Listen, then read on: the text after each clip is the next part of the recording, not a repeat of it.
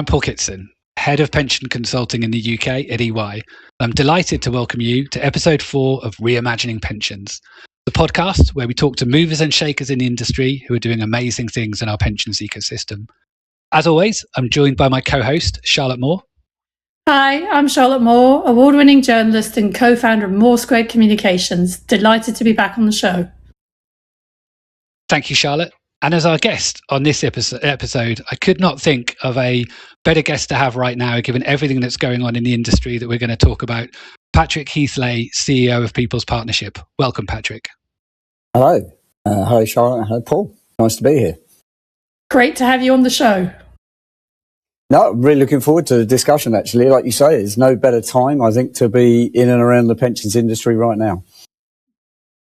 Indeed.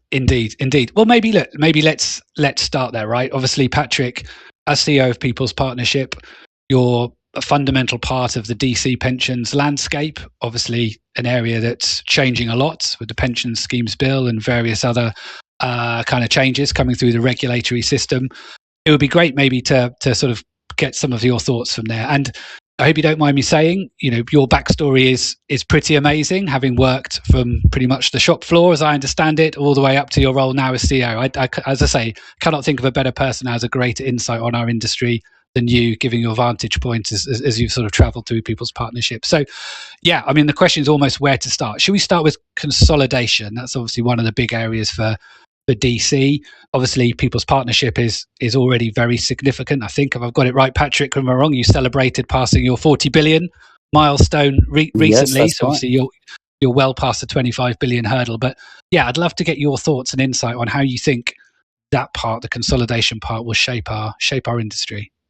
Yeah, it's a really interesting time, isn't it? I mean, as we're speaking now, you've still got the ping pong of a pension bill trying to go through Parliament, but the government drive to sort of bigger, better, value-driven schemes that are, trying to address some of the consolidation issues we've got, both in terms of small pots, but also consolidation of the, I suppose, fragmentation of provision across the industry. There are quite a number of providers and different types of scheme, legacy schemes in issue as well. So this pension bill is really trying to, I think, tidy up the system more than anything else to enable greater consolidation to happen, both at provider level, both from a historic schemes level, and then at an individual sort of per pot level, particularly for small pots.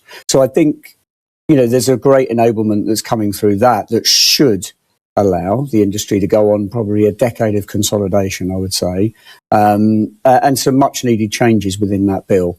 That will hopefully drive better value, better transparency in our industry. I mean, and on that consolidation point, and you mentioned a decade there, and that's, I think, what's happened in Australia, that they've had a decade of consolidation.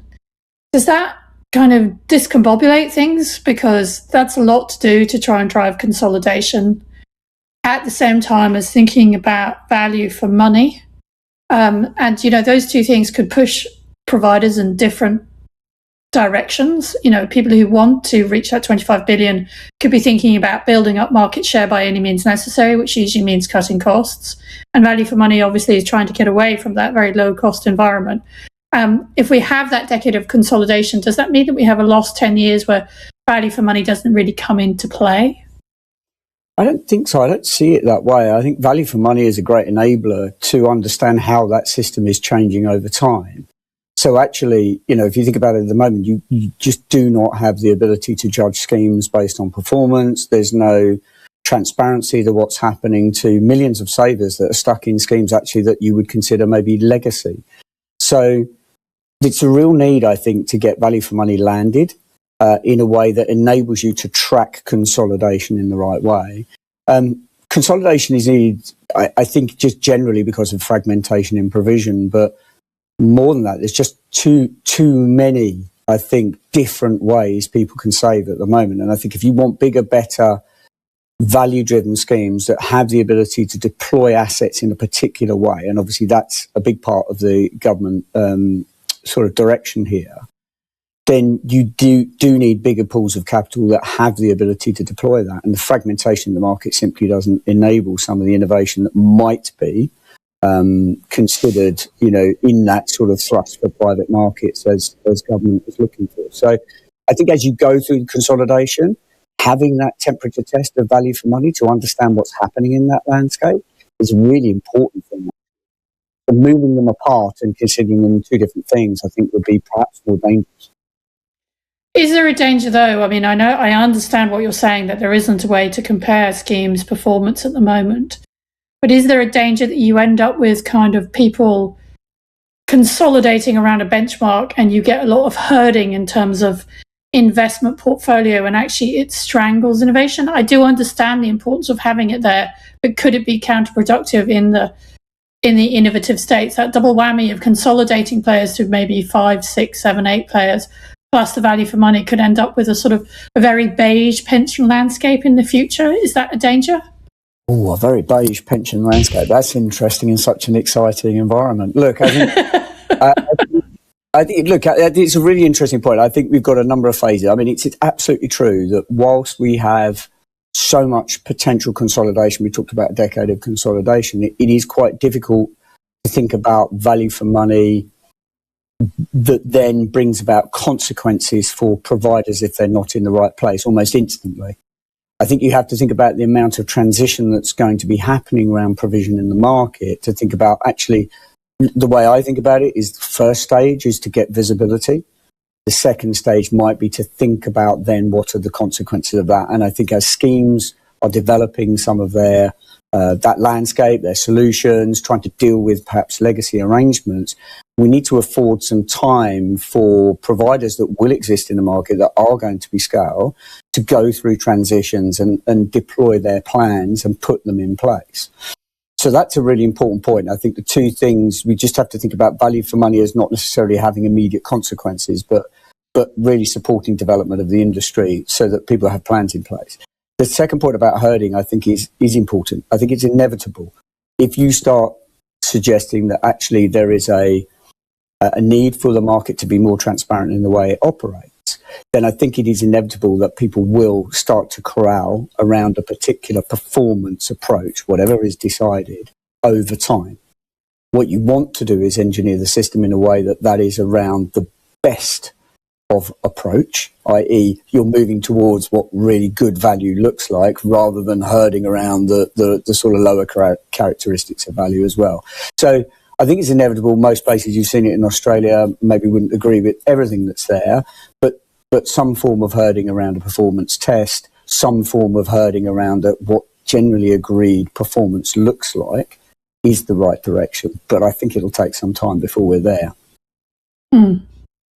That's really helpful. Thank you. And can we just note, Charlotte's managed to wait until episode 4 to get the word discombobulation in, which I know is one of her favourite words. So well done, well done, Charlotte. She's waited for you, Patrick, to join. Can we to share that? Just to sort of, I suppose, pull on the sort of decade of consolidation thread a little bit more. I'd be interested in your thoughts on. I suppose, we talked a bit about value for money, and as you say, some of the sort of what might come out of that in terms of those that aren't sort of cutting the mustard in terms of the metric. Do you think there'll be any push to raise the bar of the kind of the limit for, I suppose, the size limit that government ultimately wanted to push for? I mean, let's not forget that before we embarked on this journey, they did consult on and debate whether 50 billion was the right number. Obviously, in the end, they settled on 25 billion. And of course, there is the pathway that if you're 10 billion, but can prove you can get to 25, then you're okay. But I'd love to get your thoughts on, could we see more of that? Do you think that will be needed? Where does it stop? Does that feature in the sort of decade of consolidation story? Yeah, possibly. I think there's enough in the 25 billion test to enable this market to move quite considerably in the next 5 years. So I'm not sure, I mean, I'm not the government, I can't speak for them, I'm not sure that you'd want to push that within that time frame any higher, because you've got a lot of activity. And particularly I'm thinking about not just at provision level or provide level, but think about all the legacy arrangements that are out there that are going to suddenly become visible. There's a lot to happen in this industry to get people into the best value pension schemes that we can offer. And then remove some of those obstacles that have prevented that from happening yet. But it is always a possibility. That's a further ratchet in time if government's thinking that actually acceleration needs to happen quicker, and we haven't got quite to where they might consider optimal number of providers in the market. But I think 10 to 15 providers roughly on the current trajectory would be where we would see it ending up. And I think that's probably enough for now. But it's always a possibility they'll find another reason. I think that the private markets push is the thing, it's the importance of recognising pension schemes as an important pool of capital and long-term patient capital activities that they can enable. I think that's really where the interesting challenge is, I think, in terms of how pension schemes step up to consolidation, but then through to that more wider private market investment. Yeah, thank you. No, that's really that's really helpful. And then just the sort of second thread. I mean, you mentioned it already: consolidation on the member side, and I think everyone agrees it's a slightly mad facet of our pensions ecosystem that we produce something like 1 million plus small pots every single year to add on to all of the other small pots we already have. Obviously, there's initiatives afoot to drive potentially automatic consolidation of very small pots.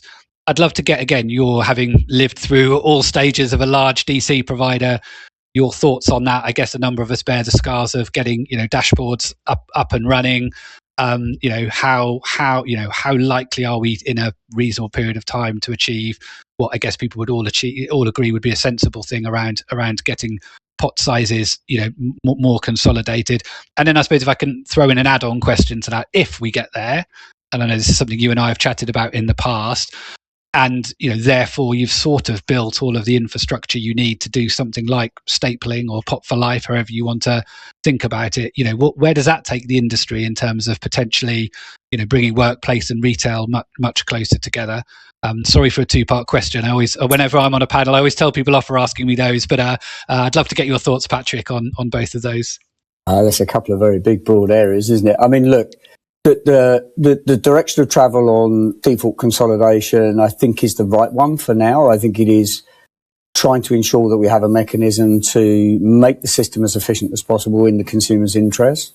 This is some of the most difficult to accommodate business in the system, carrying, millions, and it is millions of small pots at the moment, makes the whole system really, really inefficient and highly not in the interest of savers at all. So default consolidation, pushing these smaller pots together. And I think this is an area of, I think what the suggestion is anything under £1,000. I mean, there is a limit that could move over time, but, that it does at least tidy the system up and try and get a greater degree of efficiency. I think you have to watch for a couple of things. Firstly, the providers that are default consolidators have got to operate to a very good standard, and we need to start removing some of the other inadequacies in our system, like, for example, creating a new policy every time you get the same person coming into your book. I mean, that's a fairly standard thing that happens in our market. Some of us, like us, and I think Nest do the same, we try and operate a single policy. We will only ever try and tag someone onto the same policy and give them the same terms. So I think there's things like that you've got to think about. If default consolidation, let's set the bar in the right place and put a really good quality scheme in for people. What it doesn't do, default consolidation, though, as we've talked about before, is it doesn't prevent them from happening in the first place. It doesn't give, the system doesn't give people a sense of ownership as they move jobs. They're always being defaulted into the particular arrangement of that employer. So I think you have a further challenge down the line. How do you create a little bit more sense of ownership at the moment as people move jobs around the industry? And at the moment, our industry's answer is engagement. I mean, engagement's the answer to everything. And we know that those engaged in pensions are always going to be the smallest number.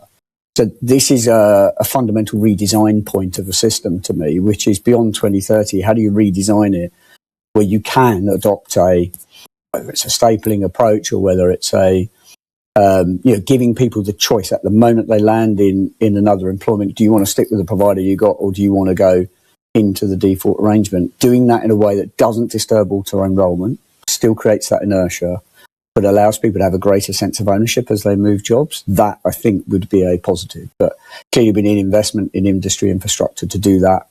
As I say, that's perhaps a longer term goal. But it would do some way to be I think actually whether it's the difference between retail and workplace or contract and master trust or wherever these technical points, I think this is maybe leading on to another point, but it's about how you design the system in the interests of savers. It's a pension. They don't care about those things. It's my money, it's my pension. So how do we redesign the system so it works for them? The regulatory eyes are the same. The way that the money is looked after, the requirements of every provider are consistently applied across the industry.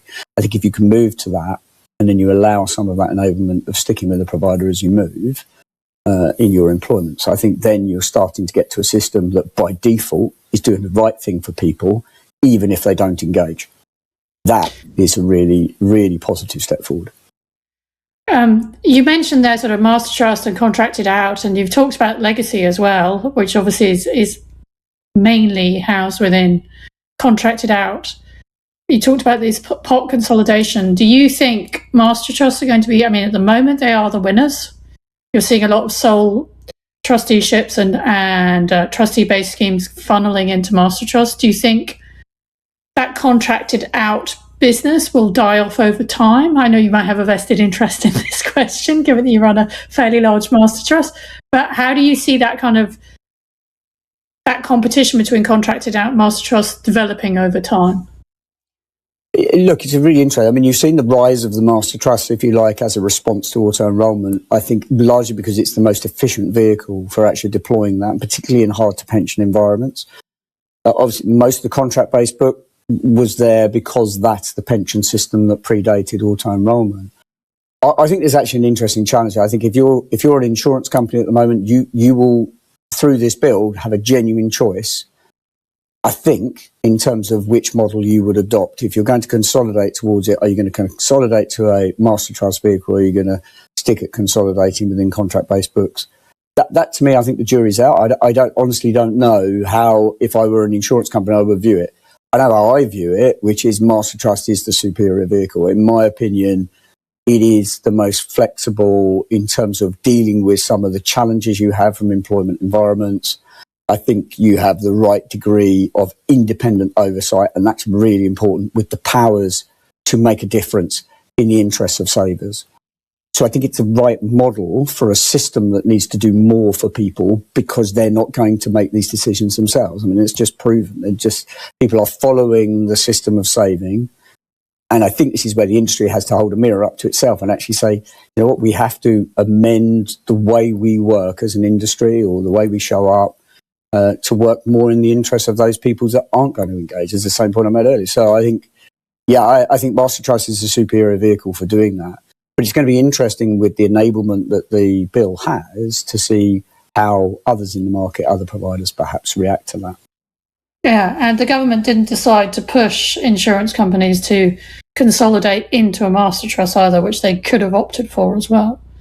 Yeah, it was one of the early questions, wasn't it? I think back to that point, it was, are we going to be 50 billion and has it got to all go into master trust? And, these things have been tempered somewhat, but I think the thrust of the bill is still trying to encourage the same things. And I hope, like I say, I hope people get into the right vehicles, yes, but I hope the system works better for them. That's the most important element, I think, if you take it from a saver's perspective.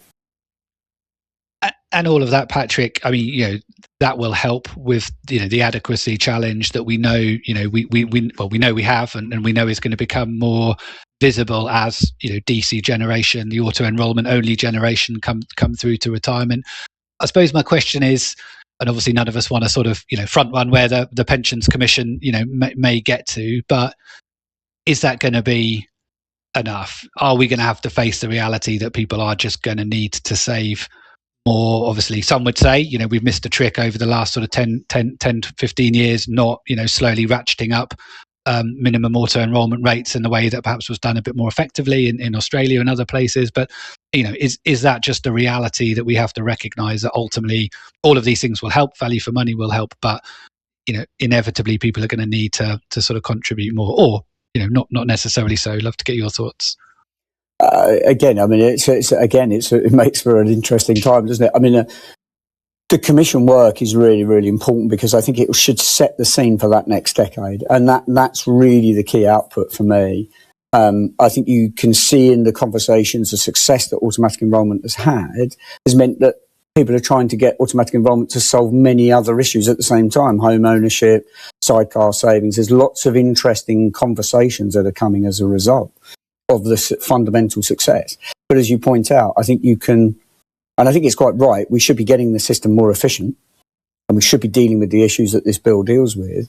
But ultimately, it can't hide the fact that there is a challenge in that I think, and I want to wait and see what the Commission say, but I think we're likely to see that people aren't engaging and then saving more as a result. We certainly don't see that really happening at people's pension.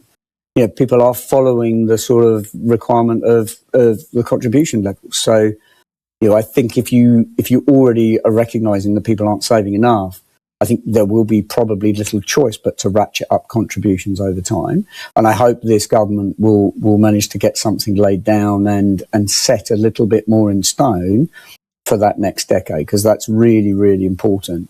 But as I say, if you take it, this is all about, it's another point of the default of the system working in the interests of the saver. It's another important element. If the Commission can come out with what it thinks are the central pillars of that, it will be really good to try and get that legislated for, or at least set as a trajectory before 2030. I think that's really important. And Paul sort of touched on that retirement income. That's the other sort of the huge thing that everybody's grappling with. I feel like we're saving up all the big questions for you, Patrick, on this one. I was hoping you might have some answers. So what implications does all of this that we've discussed about, and you made the very, very important point, this is all about the scheme member. When it comes to thinking about default retirement incomes that everybody has to now design, what are the members' needs that we really need to be putting first when people like you are thinking about providing that retirement income? This is a really challenging area, and I think we'll see some innovation being driven from this space over time. I think there's no doubt it will take over time, though. I think about where we are. Look, many of our members probably don't want something too sophisticated. They're fairly new into pension saving. Their pot size will be quite small. So, the degree to which they want lots of different complicated ways they can take their money, whilst that may be interesting, is probably not a need for them. The pot is likely to be taken in several small tranches, I would imagine. But it is important that we haven't lost sight of the fact that this money and their collective savings should be providing an income in retirement. That's what it's there for. So we need to move the system in that way. We need to give people tools and guidance and capability to make a good choice for them. That's where a little bit of vulnerability in the system will come, because people will be, and I think this is the major challenge, is people will be entering into that retirement phase not having made choices about who vested their money, who took their money in the first place, because they've saved throughout. Coming into a world where they're trying to navigate, just how long should this money last? And we see a lot of people do cash out quite early on, simply because they just, if nothing else, have two factors. One, they probably haven't understood that this needs to last 20, 30 years. That's a fundamental of retirement these days. And the second point is that for a greater control and a greater sense of ownership, I'll take out everything, but I'll put the bit I don't need in my bank account. Now, that's just a counterintuitive thing to do. So there's a real thing that the industry has to try and help with here that is going to be quite tough.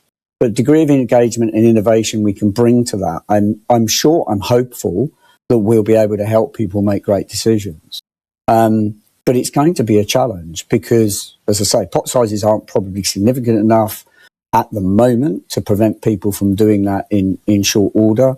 And I think there's a lot more we will need to do to understand people's behaviour, and we've done our own research in this space in retirement. We've certainly seen through our own research that people struggle the longer you go into retirement. We've been tracking the same retirees for a number of years now. Cognitive decline is a really, really obvious thing when you see the interviews of people enthusiastically going to retirement, had lots of great ideas how they were going to use their funds, and then 10 years on, they're struggling to make quite simple decisions. It is quite an important area where we as an industry have to recognise that, design it in, yes, but design the support in at the same time. So I think it's an area for innovation, but it's also an area that's a lot of hard work that needs to be done on behalf of savers here. Yeah, I think you're spot on, and I do. This is a sort of personal view, but I do wonder whether, well, as you say, innovation and technology might help with some of that, and indeed some of what's coming out of the banking sector, and open banking, and some of that technology may help. If you look at banking and how easy it is to manage your money, on an app, pay with an app versus pensions, which, as you say, you have to go through 3 phone calls and 20 pieces of paper to access your money. There's good reason for that. That's well intentioned, but it does, as you say, lead to people overdrawing because it's just too it's just too painful to do multiple times. A dashboard. I say dashboard's going to help people be able to actually locate it in the first place. Is going to be really good, but it's the slight concern I have here is the vulnerability of a consumer in that process. Yeah. And the first one of 5 providers they're going to ring up, pretty much I'd stake quite a large bet on the fact that that's the provider they'll go into retirement with, simply because that with the first contact, it'll be the first engagement. And there is a danger in some of this that we mix up sort of guidance processes with sales processes. And so I think it's an important part for our industry to develop its thinking on and make sure that we are supporting consumers in the right way. We definitely saw that when, back in the day before freedom and choice, when people had to buy an annuity, they always just bought an annuity from their provider. They, as much as they were encouraged to shop around, they never actually did. And it's a tough, you have no sense of ownership of your money as you're going through the system. So all of a sudden, this is one of the biggest decisions you've got in life. And all of a sudden, you're on your own kind of thing. And most people don't want to take advice. Maybe their distribution of their pots is they're not huge mega pots that are sitting in any particular location, but they're going to have to bring them together and work out how to access it. It's a really tough thing we're asking them to do. Again, we need to think about how we default the system much better here. And it goes to some of those things we were thinking of, sort of in the next decade that we might consider to make it easier.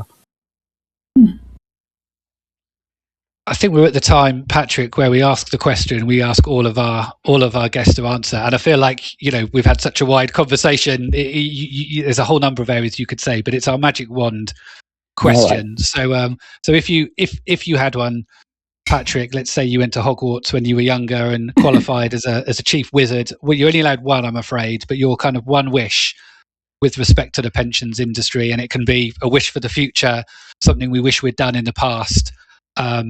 And I'm sure you'll answer it from there to make things better from consumers, because I know that's at the heart of everything you do. But kind of what would that be? What would be the one thing that you would change? I was going to flippantly say maybe that I'd like a few more ones. I think there's a lot we can do that's better. Look, I think we've talked about a lot of things. My main belief, apart from I hope we resolve the bills issues at the moment and we get on, because there's a lot of great things that I think really open up and enable our industry to move itself forward over that decade. I think the one thing I would say is I think we've got to start thinking about a pension's a pension and see it from a consumer's eyes. The difference, as we talked about, between workplace and retail, difference between contract and master trust. It feels completely wrong that our industry is so fragmented in the way that it is. And that yet, if you just sit from a consumer's eyes, it's my pension money. So I expect it to be governed in the right way. I expect that to be consistent. I expect people to act in this market in a very consistent manner and be overseen in the right way, from everyone in the whole of the sort of ecosystem we operate in. So I'd love us to start seeing it from the consumer's eyes more and start to move our industry more to a place where we can look after the savings of an individual in much more of a default manner, see them through the system so that if they just ring us up a week before they retire, it won't be perfect, but we will have done the right things for them and put them in the right position so that it should be as easy as possible for them to get into retirement. Well, I think that is a great place for us to end this podcast. Thank you, Patrick, for managing to canter through consolidation, value for money, master trust, legacy pension schemes, and retirement income, all in just under half an hour. You deserve a gold star for that alone. Well, I'll take the magic wand, but that's brilliant. Thank you. No, let me add my thanks, Patrick. Really enjoyed this conversation for a number of reasons, including this is the first podcast number 4 where we haven't mentioned GMP equalization. So, so if that's not a reason to subscribe for future, then I can't think of anything else. And on that, listeners, thank you for giving us half an hour of your life. We very much appreciate that. We hope you've enjoyed this conversation. Please do hit the subscribe button so you don't miss out on future episodes of Reimagining Pensions with Charlotte and myself. Just leaves me to say, enjoy the rest of your day. And thank you again for listening.